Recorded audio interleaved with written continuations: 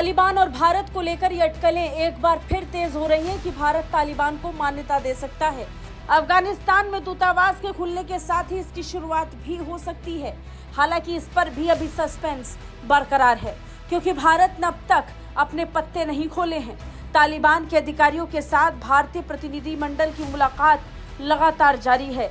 इसे लेकर कई तस्वीर भी सामने आई, जिसमें भारतीय प्रतिनिधिमंडल हर उस जरूरी बैठक में मौजूद रहा जो तालिबान के लिए विदेशी मामलों को लेकर जरूरी थी।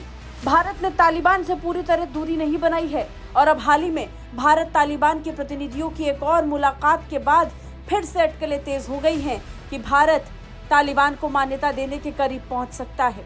भारत तालिबान के प्रतिनिधियों की कई बार की मुलाकात इस बात की ओर इशारा कर रही है कि बात बन सकती है। हालांकि भारत की तरफ से कोई प्रतिक्रिया नहीं आई है।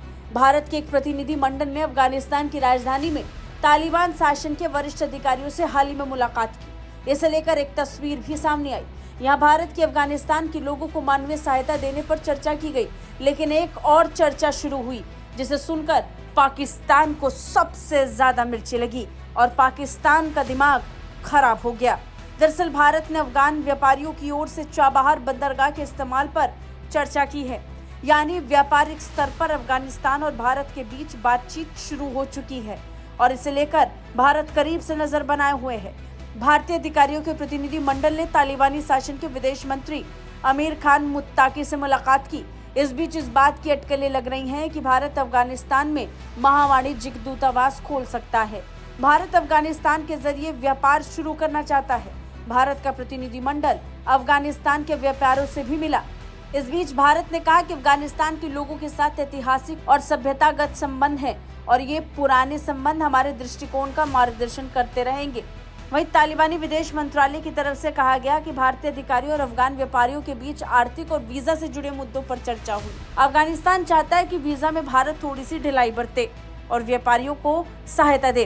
तालिबान के सत्ता में वापस लौटने के बाद से भारत लगातार अपने प्रतिनिधि मंडल के जरिए से तालिबान के संपर्क में है और यही कारण है कि पाकिस्तान को इस बात से डर लग रहा है।